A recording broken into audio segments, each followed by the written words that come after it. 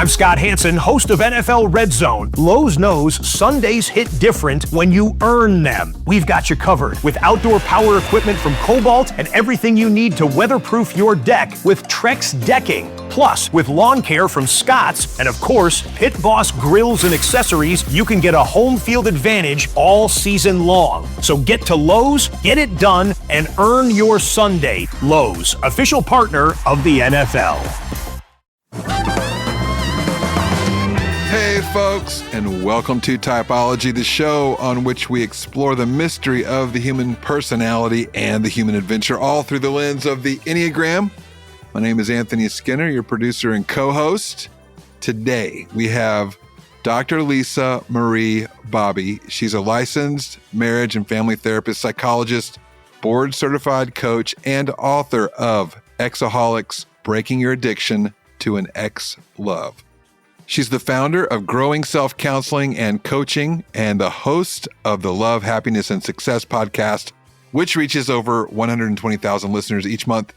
Listen, we have a great conversation with Dr. Lisa, and we cover everything from her expertise, which is addictions around relationships, codependency, the Enneagram, and how different Enneagram numbers connect with each other, good combinations, possibly challenging combinations of types. She has some thoughts on that and so much more.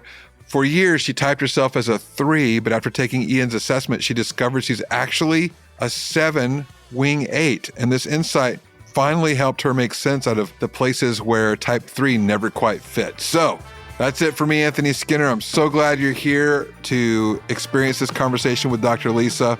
And now to the man of the hour, Ian Cron.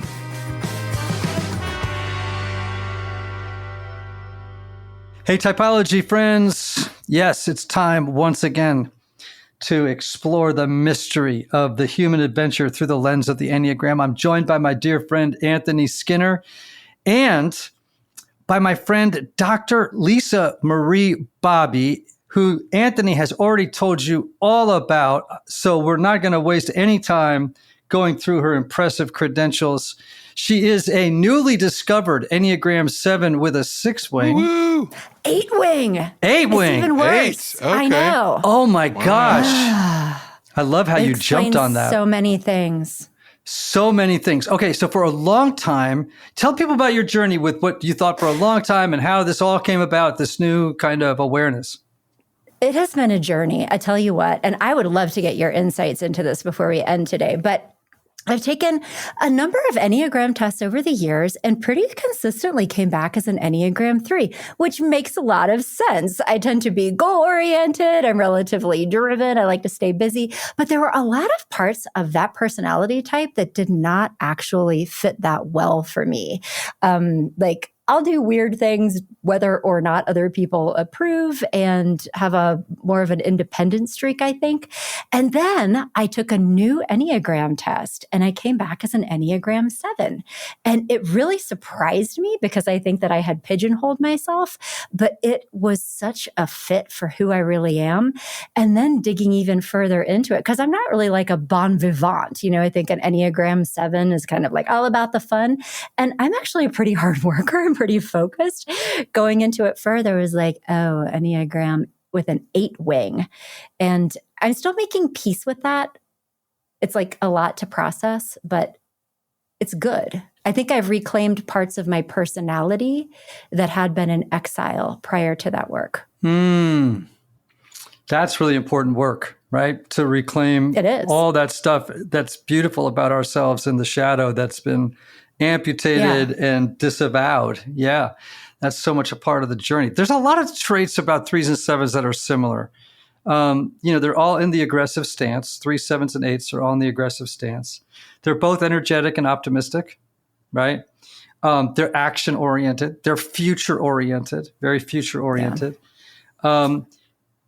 For the 3, there is an avoidance of pain that we normally associate with the 7, but it's really around feelings of failure or worthlessness, right? Like wanting to avoid that. Whereas 7s tend to be a little bit more broad.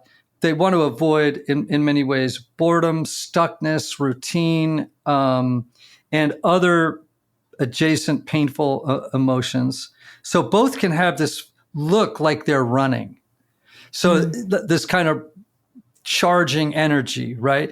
But with the 7, you always get a sense in a way that even though they're running toward the next great adventure or the next experience, right? Stimulating experience, you always have a sense there's something chasing them. Right? Yeah. I can relate to that. You can. Tell me how. Yeah. Honestly, I think I always chalked it up to being a first generation American, believe it or not. So my dad emigrated to the United States from Belgium, and his family, they had lived through wars and had this mindset that was very fearful. And I think I thought that I inherited that feeling like I was being chased by wolves, that turned into entrepreneurialism and all this other stuff that I'm doing from them. But now I'm hearing you say that it is part of the life experience of being an Enneagram 7. Yeah, very much so. And it could be both. So there's as you know, a whole burgeoning field of epigenetics.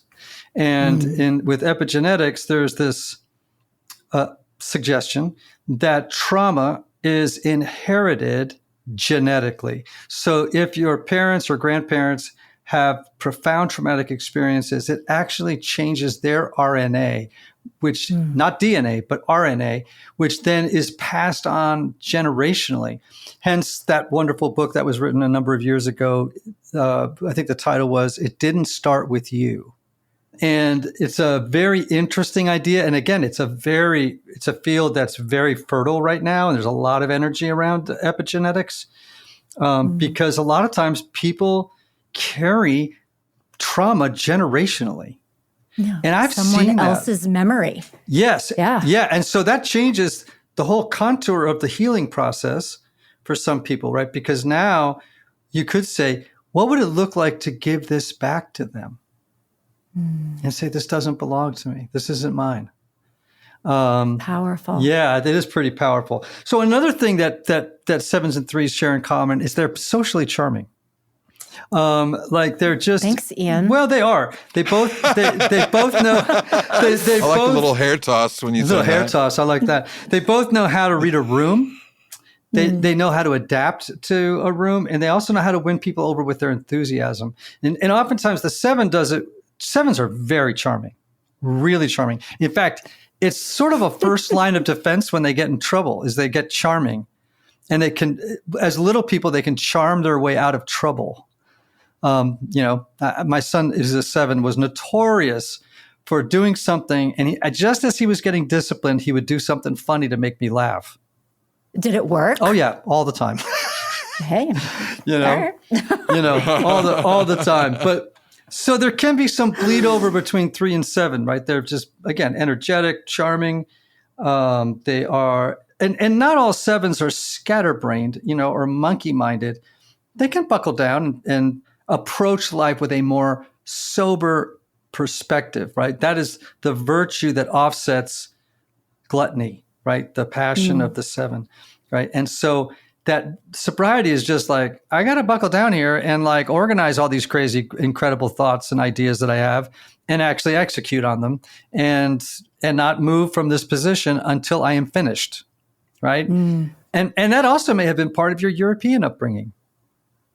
I think so, that there was definitely kind of a more disciplined, structured thing. But I have bigger problems, Ian, because I am also an Enneagram 7 with a real ADHD diagnosis. Okay. And for a long time, well into my 30s, like I didn't really realize what was wrong with me, which was how I termed it at the time. But then I connected some dots and figured that out and started taking that seriously. And that opened another room of understanding. And I am pleased to report that now I have all kinds of systems and structures and practices. But prior to that, especially when I was younger, I really was all over the place. But personality, also ADHD, and that intersection between the two. But it gets better if you have the right processes around you. Yeah. Now, the thing I'm excited about is the test you took was mine. It was. And that it really stokes me because you are about the 10th person in the last month that has told me for the longest time I typed as this And then I took your test and I came out as this. And it really is a much better, clearer fit for who I am. And that's just, you cannot know how satisfying and gratifying and fulfilling it is when people say that, because there are a lot of tests out there that are well-intentioned sometimes, but they don't have the research and the science behind them that we spent a ton of money, I hate to say it, having this test created by PhD level research psychologists and psychometricians, right? Like we had to create something that was really reliable and valid, right? And anyway, so yay. Well, can we also just add, though, in a space where that is notoriously hard to do. And so I know we've visited before, but on my own podcast, I've had the opportunity to talk to a number of different people on Enneagrams, including you. Dr. Dan Siegel was a guest on Love, Happiness, and Success for Therapists. He's doing some very interesting things in the therapy world with Enneagrams. Yep. But he told me that Enneagram testing is notoriously unreliable, something like a 60% false identification. And that means that what you have been able to do with the reliability and validity of your test is that much more impressive, because it's very difficult to assess. And I was curious about that. Like, okay, can I just ask you, when you do Enneagram assessments, do you just rely on the test, or do you have a follow-up process to make sure that it is the right type? Okay, so typically people will report back. Or if they really feel like it's wrong, I've actually a couple of times now just randomly pulled a person up that, if a lot of people take it, right, and I'll say, my assistant will say, this person thinks their test results are wrong. And I'll be like, great, set up an appointment. And I just surprise them and go, hi, here I am. Let's talk about it. And it's been really fun, and people like that. That's a pretty high level of customer service. I can't do it for everybody, but I can do it for kind of random people that I'll pull out. Now, again, like as you know, all self-report assessments have limitations and margins of error, but we use self-report assessments across the board in psychology. Like there's no half the things we're asking about, there's no MRI or blood test for, right? To verify it. And ask any physician, right? Like, how much do they rely on self-report from their patients, right? Like almost completely, right, in the beginning, right? That said, what we did was we had a research psychologist and their team. Their expertise is in psychological measurement. And so they put together this test, but also ran it through sample pools. So there was real time or real live research done on the test as it was being developed to make sure that the items were yielding the correct answers. That's incredible. Yeah, it was a real feat.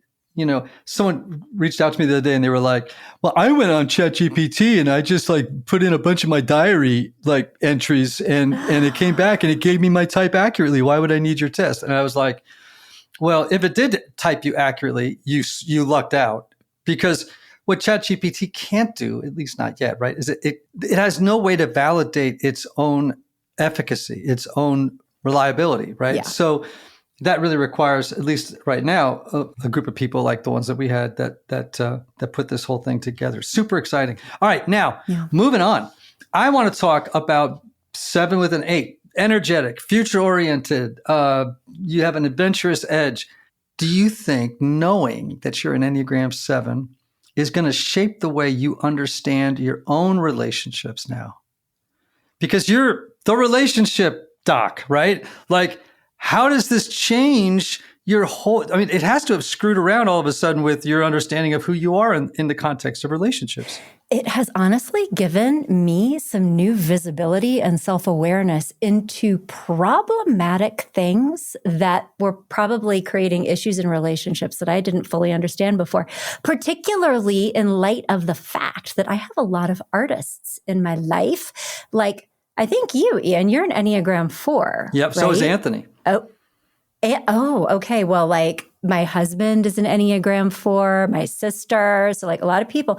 And so what I didn't realize until I started diving into this work and understanding the psychology of an Enneagram 4 is really needing to like go spend time in the darkness and feel the feelings. Because I would be like, okay, like moving on, like what are we going to do instead? In a way that was actually creating disconnection.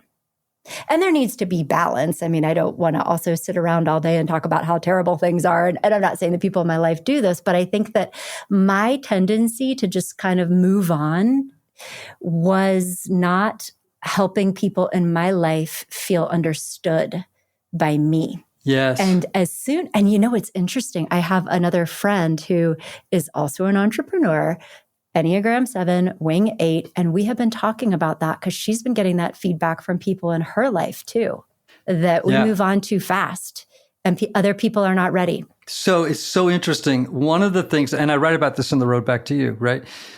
Sometimes 7s will be accused of lacking empathy. And it's actually not lacking empathy. It's it's a low tolerance for sitting with dark emotions for too long.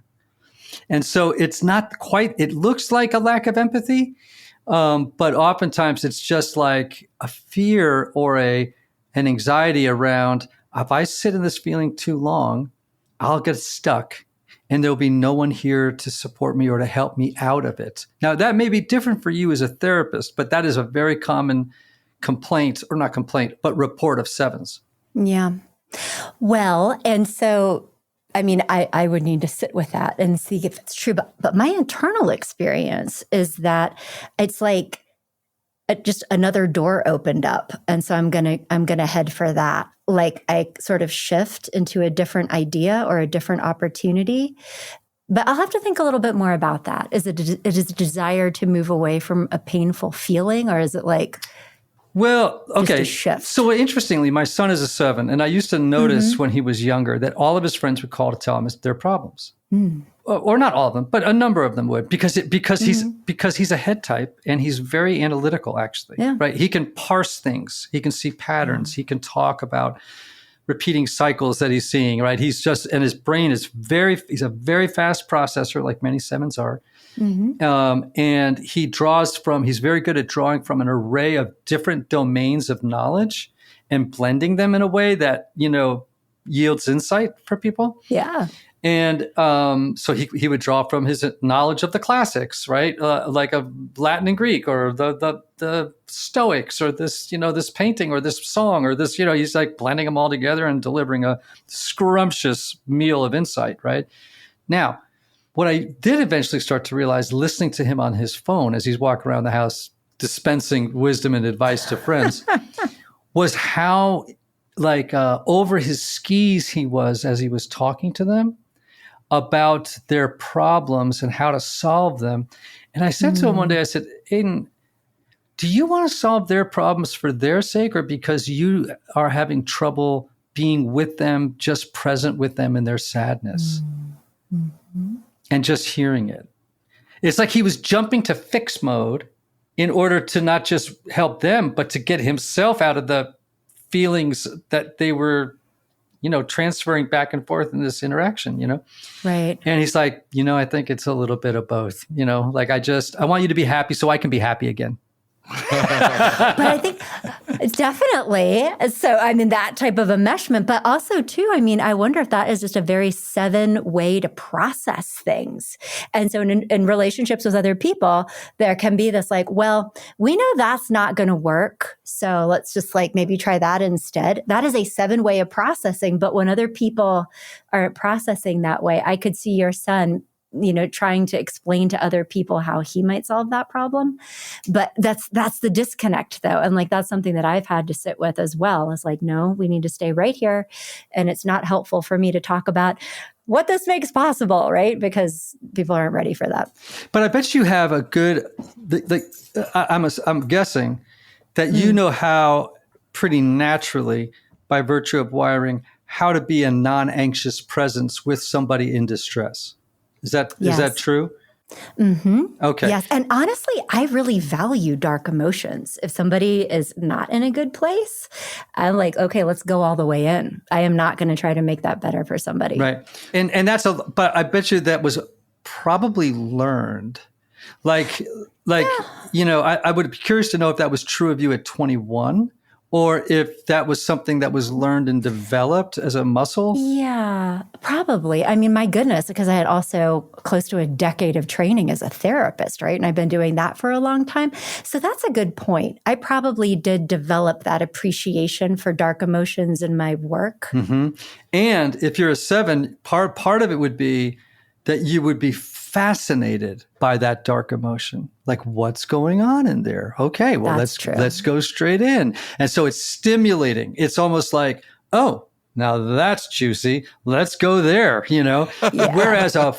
Whereas a 2 or a 4, for example, as a therapist, right?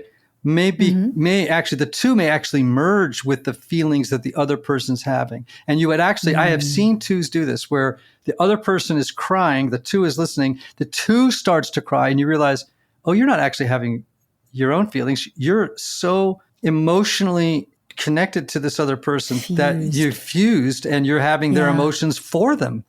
I've seen 2s have emotions for other people that were unable to have them.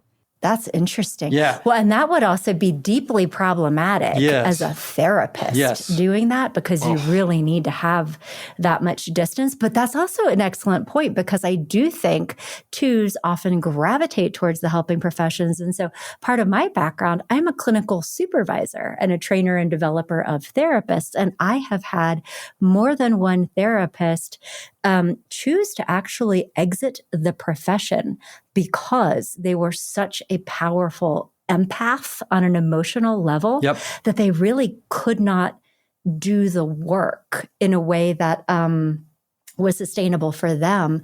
But also, like, a therapist has to be okay in a session with a client because otherwise somebody will start taking care of you. And that is not fair. No, right? it is never good when someone's handing the therapist tissues. It's not a good thing. It's like, no, I'm going to be okay. We're going to get through this, my therapist. Yeah.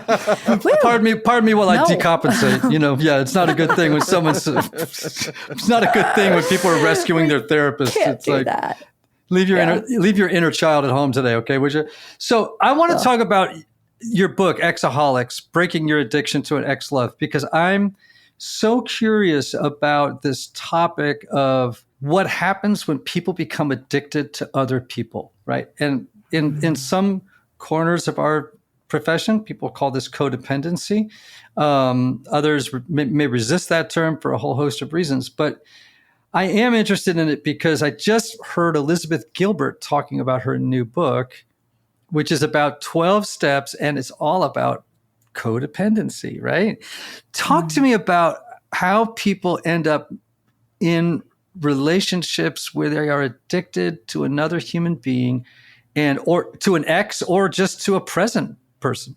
Okay, well, I have to tell you something, and this might blow your mind. So let's all settle in. That love itself is inherently addictive. Anytime you form an attachment bond with another person or fall in love with someone, there is a biologically based addictive process that is hardwired into your system. That is what love is. The difference is that in the context of a healthy relationship, we don't call it an addiction. We just call it love and attachment and bonding. It is when you become bonded to an unsuitable person, the attachment is problematic. That is when we call it an addiction or a toxic connection. Now, there is another thing where people can become, air quote, addicted to the very first parts of that, like a sex and love addiction where somebody's really attracted to that first burst of energy. But that's almost more like a process addiction. That's like gambling, like sex addicts on motorcycles, like that whole kind of thing. It's like an intense stimulation. But love itself is a welding process. We could go more deeply into that if you want to, but it's like, so you're really, you're barking up some other trees. You want to go someplace really weird? Yeah. Okay. So I have to give a talk this week at a conference, and because I wrote that book on addiction and then the 12 steps and stuff, right? Mm-hmm. And I was thinking to myself, how now speaking as a therapist and an Episcopal priest, right? So now speaking as a spiritual person, I was like, because people ask me, like, where do addictions come from? What's the root cause? Or as we would say, the etiology of an addiction, right? And I'm like, okay, well, let's check it out. I tried to put it into a pithy phrase. Tell me what you think. An addiction is a condition that arises when the very powerful, primal human longing for union with the divine, with the transcendent, right, pathologically misdirects and pathologically bonds with a person, a behavior, or a substance. Yeah. So, and I know that's a mouthful, right? But I really am intrigued by it because I'm thinking about, in Carl Jung's letters to Bill W., right? In 1964, they had this exchange of letters. And in it, he talks about a guy they both knew that he treated as a patient. And he has this amazing quote. He said, Roland had at a low level the equivalent at a low level of what a thirst for wholeness expressed in medieval terms, the union with God. Yeah. And I'm always thinking to myself, like, it's just, this is not a conversation around faith or anything like that or religion. It's just an interesting idea that at the core of the human person, there's this powerful desire for union with the transcendent, with something bigger. And when it gets hijacked and then applied to a person, a substance, or a behavior, it attaches to that, becomes a compulsive, obsessive behavior with very negative consequences. Absolutely. And you're spot on. So coming from my background, in addition to the psychology thing, I have a strong background in biology, human physiology, and the bonding with the divine. That is an interesting perspective. I know. Could be true. No, that's cool. But what we actually know from original research by Dr. Helen Fisher and other people who are going into the neurobiology and human survival drives is that our bond, our desire, our drive to bond with other people is so powerful and such an important part of like the survival of our species that we have structures and hormones in our brains that are for the purpose of bonding. So for example, when we fall in love with someone, it is the surge of dopamine that's very just like, and it is for the purpose of stimulating bonding, whereas deeper attachment is actually recruiting systems in your brain that are on like opiate receptors. So some of the modern understanding of why people get addicted to a stimulating substance like cocaine or methamphetamines or opiates is because those substances utilize systems in our brain that are there for the purpose of bonding to another person. Yes. That is why we can get addicted to opiates. Now, an opiate is a much more powerful, intense situation than love, but those systems are there for love, or maybe through your lens, for the purpose of divine bonding. But we are biologically hardwired to do that. Oh, man. Yeah. I love this. Yeah. And there's some really interesting research that does show that people who are addicted to, say, drugs, right, when they instead form healthy attachment bonds to other humans, those addictions fall away because the drive is to bond. They just bonded to a substance instead of a person, a healthy person. Going back to what I said, right? This is all resonating. The magic of many 12-step programs, right? And of the 12 steps is it's really about forming different attachments. Right. So when you're in a group, right, you're getting all the benefits of that interpersonal neurobiology of sharing your heart, of your life, of people receiving it with empathy, not giving advice, people just being there to support, of, blah, blah, blah. You're forming new friendships. You're forming, remember, lots of addicts, whether it's a sex addict, workaholic, a food addict, they've been operating in secrecy and shame and isolation, right?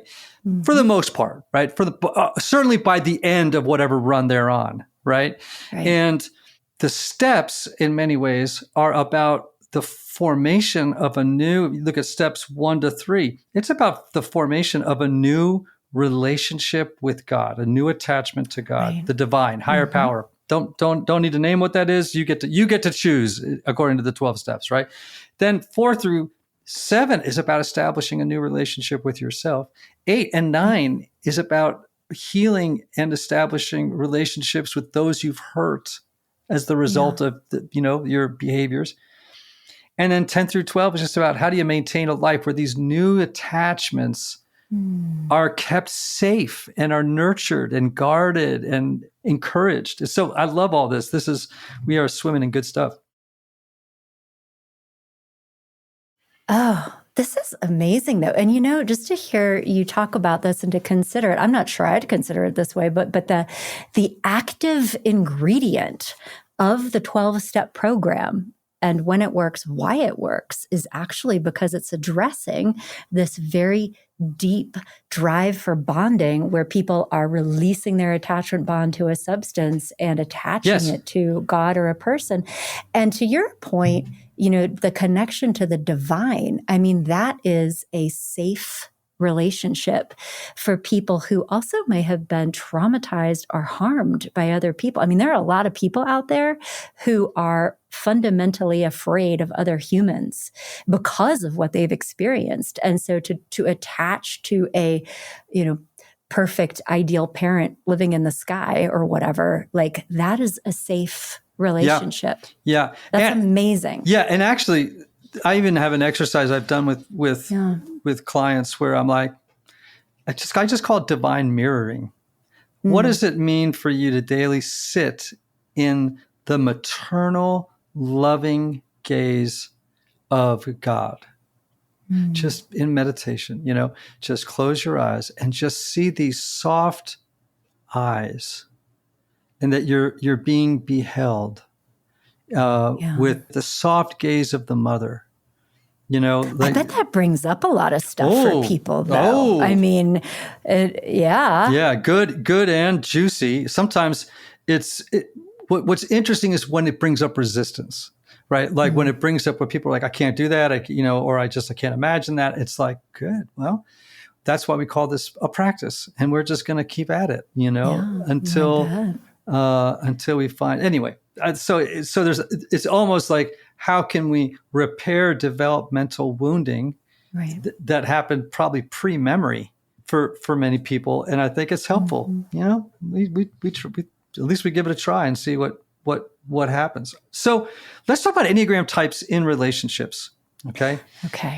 So when you see 2 Enneagram types come together in a relationship, what do you see as the biggest blind spots? Or like, how can the couples learn to recognize these blind spots without judgment? That's the key question. I have found this to be such a powerful tool. Now it's part of my standard practice when I work with couples to help them understand their personality and how it shapes their values, their worldview, but also how it is different from that of their partner, because then we can have a conversation about how there is light and dark in all things and all personalities. But the core mistake that so many people make in relationships is assuming that other people are a lot more like you than they actually are, and imposing your judgment about the way things should be on other people. When we start to create awareness of personality differences, we can create some different perspective and hopefully appreciation for differences. Yes. Yeah. So can you, it'd be hard to, I know this is a challenge to walk through a specific or a practical example of that, but talking about like the collision of core motivations, like we know that every type has a core motivation. and core fears, core desires. Like when you have colliding core motivations, right? Like a 9 is motivated by a need to stay connected, to maintain inner and outer harmony. And part of a characteristic feature of the 9 is the avoidance of conflict. And they're in a relationship with an 8, right, whose core motivation is to assert strength and control over others in the environment in order to mask vulnerability and weakness. And, how these are very different core motivations. So colliding core motivations, how do people deal with them? This is a great question. And I mean, I have worked with so many couples like this, and that like 8 and 9 pairing is not that uncommon, believe it or not, because they sort of fit together in some ways. Because if you have a 9 who is willing to accommodate and wrap themselves around whatever an 8 wants, that could be quite compatible. The problem is when the 9 has independent needs, rights, and feelings that are not going in the same direction as the 8. Now, what I have sought to do as a couples counselor is raise visibility around that and just have honest conversations, because a 9 will oftentimes go along with things and then down the road become resentful, feel disconnected, or go into this like passive aggressive mode. And then they're not doing what the 8 wants. But many times this 8 is so hyper-focused on their own viewpoint of the world and what they're doing, and other people need to run alongside them, that they don't see it. They just expect that other people are like that. Other people should, get on board. This is what we're doing.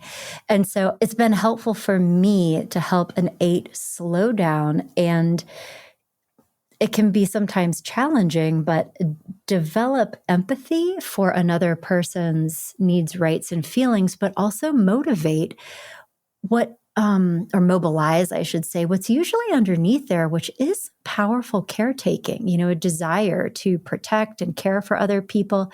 If we can mobilize that, then an 8 can shift into, oh yeah, I guess there's more than just me in the relationship. What do you want? Like that type of thing. But at the same time, there are lots of ways to have a consensual, healthy relationship. And that type of power dynamic, as long as a 9 has some say, it can work. Oh, yeah. Yeah. So this is a question I get all the time, almost every time I do a workshop. Are there 2 types that tend to succeed, more than other pairings? And is there any 2 types that are basically oil and water, probably is going to really struggle?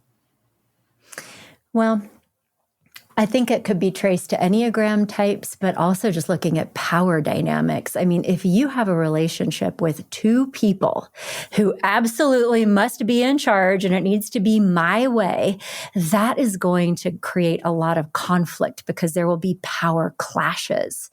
And so I'm thinking immediately of like an Enneagram 1 and an 8. That may be a little bit rough because they're both kind of vying for control. But at the same time, I mean, there are other pairings that can be quite boring. If both people are like, no, what do you want to do? Or like, 2 2s, like trying to take care of each other. I mean, that there can be all kinds of ways that it gets weird. And I think that my big thing is that there's no such thing as fundamental incompatibility. I do not believe in that. And I say that with a lot of experience of marriage counseling and couples therapy under my belt. There is light and dark in all things, in all personalities.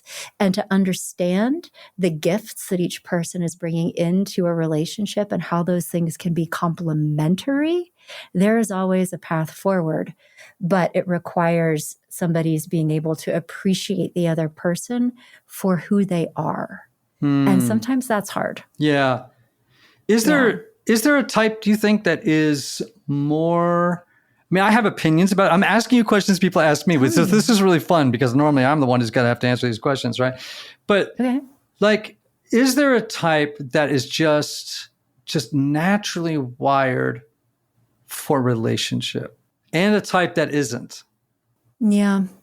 I mean, I think that there are certainly more independent types. I believe that all humans are fundamentally wired to bond. That is part of how we're built. Now, in that, I do think that there are certain personality types that are much more independent than others.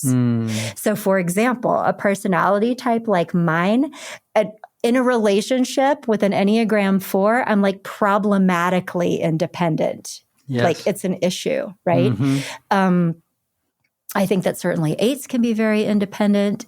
But in terms of like naturally wired for relationships, I mean, as long as people feel like there is an appreciation and a respect and we are moving together in the same direction, I think everybody wants to bond. I'm thinking through this. I mean, I could see a 5 being like so in the imagination room and kind of so intellectual that they can miss that. My dad is an Enneagram 5. And so like, and maybe that's just a my dad thing, but I think that they can over intellectualize to the point where they miss the plot when it comes to how other people are feeling or what they're needing. I don't know. What are your thoughts? Yeah, well, you've actually hit, our answers are very similar, right?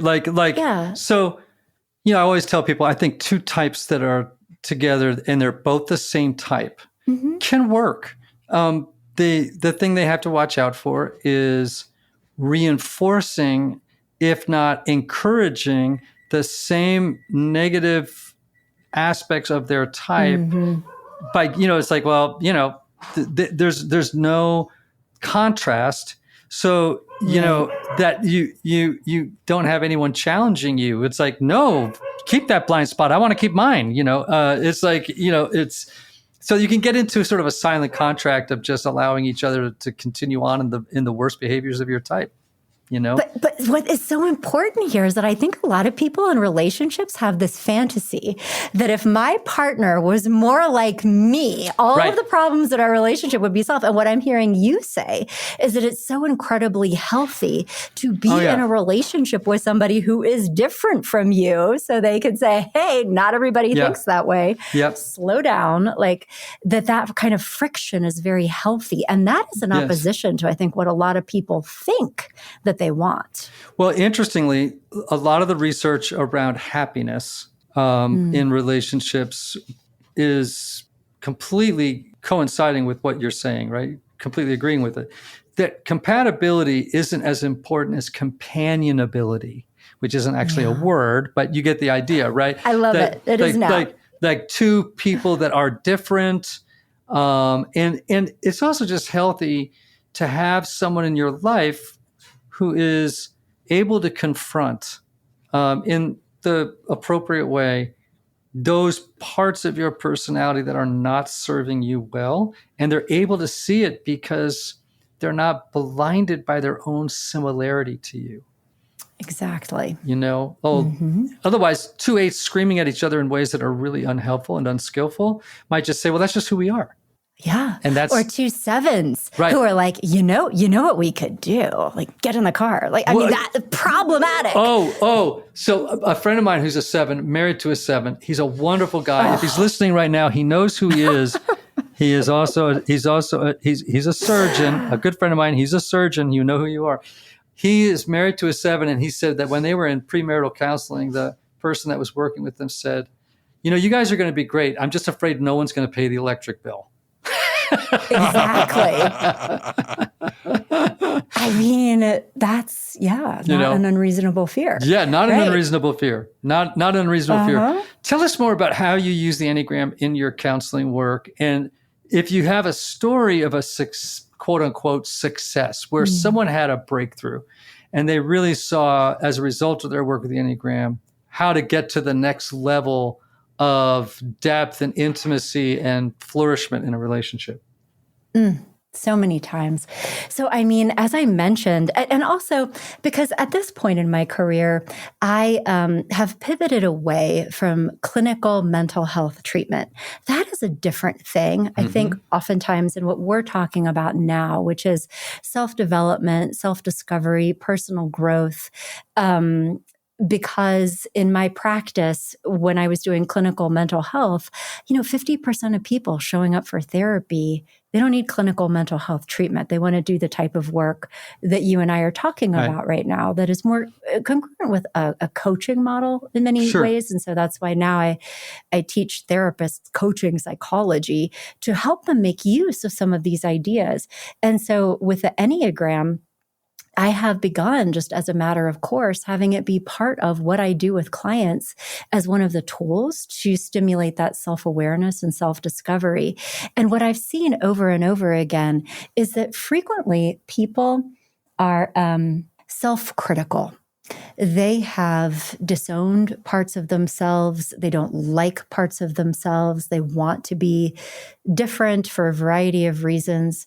And when they understand who they are through the lens of their personality, it helps them make sense of themselves, their lives, but I think it also moves them towards self-compassion. And it also creates understanding about why some relationships have felt challenging because of the differences.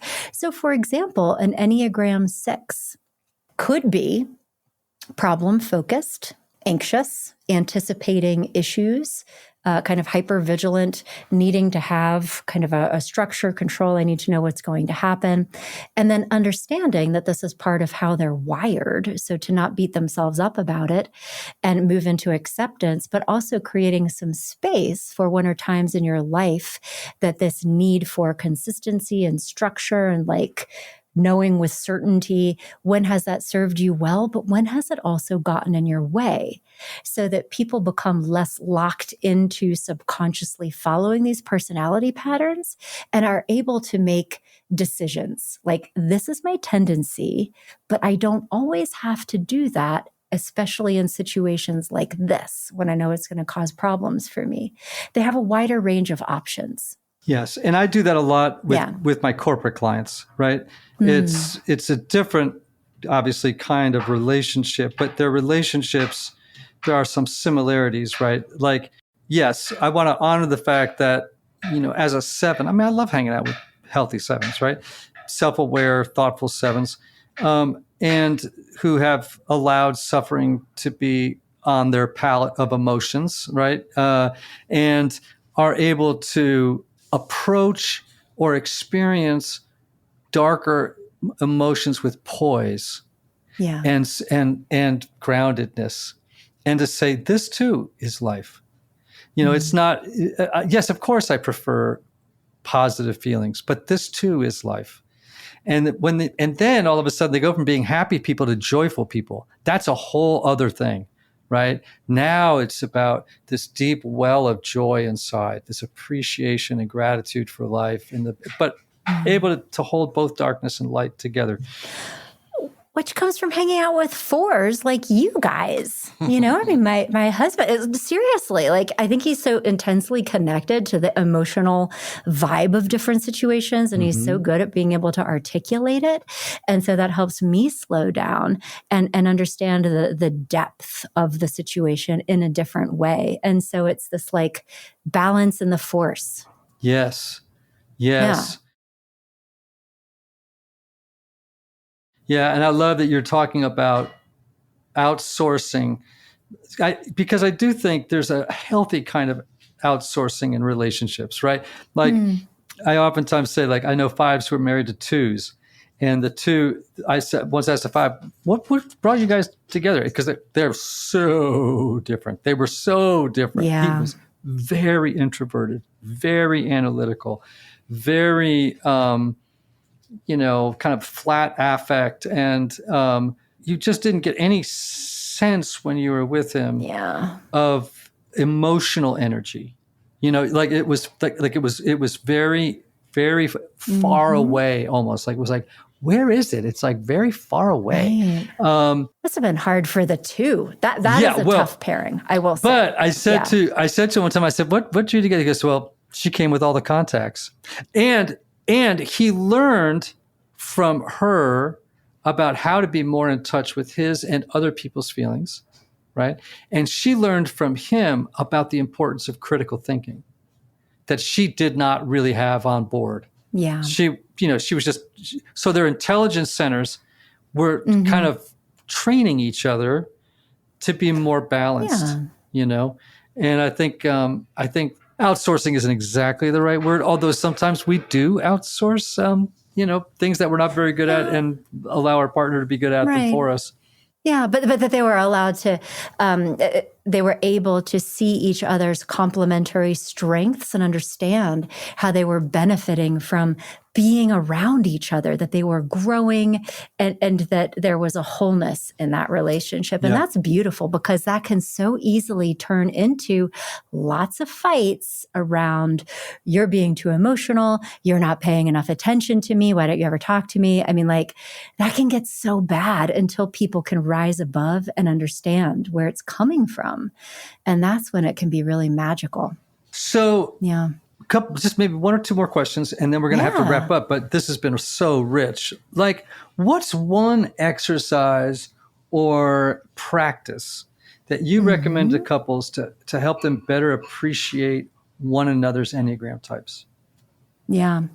Well, first of all, taking the assessment and being able to read each other's reports, preferably yours, because it's going to be deeper and more accurate. That's right. But I think having conversations around why this makes sense. And, I will share in case this is helpful because I think it can be used in different contexts. So I think and I don't know if this is an Enneagram 7 thing or if it's a me thing, I place a high priority on generosity. I like doing nice things for people and being generous and making them happy. And so in preparing for this interview, I was thinking that we might talk about Enneagrams as a way of understanding when relationships fail, like when they don't work out, why is that? And so in some of my materials, I have a activity that I call, it sounds a little scary, but it's called the relationship autopsy, which is thinking about how did you meet? What attracted you to each other? What was the beginning of your relationship like, middle, end? What of this makes sense? But while I created it as a giveaway to leave with your listeners around, here's maybe why a relationship that failed didn't work out, you can use the exact same questions to get insight into your current relationship.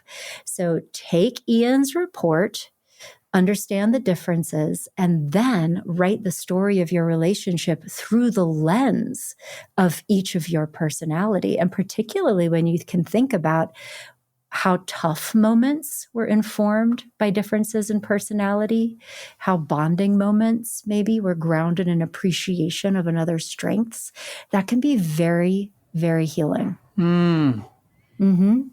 I love that. And I love the offer too for this. I'm assuming it's a PDF. It's a PDF and it's just bit.ly, bit.ly / I think it was Ian Crone. I think that's what the URL was.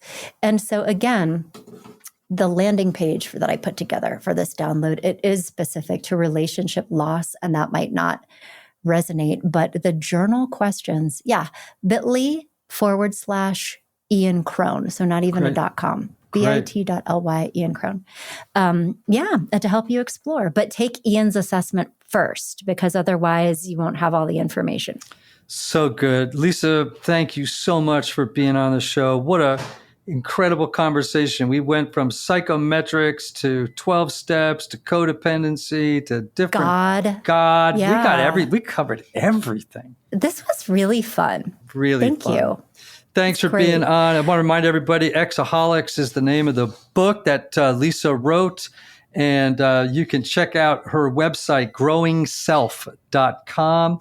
Her Instagram is at Dr. Lisa Marie Bobby. And anything else you want people to know? The Love, Happiness, and Success podcast, where you can catch amazing interviews with thought leaders like Ian Crone. And also, if you are a shrink, you can come join me at Love, Happiness, and Success for Therapists, where we're talking about how to have a good time and what can be a challenging profession. So you can hang out with me over there too. I love that.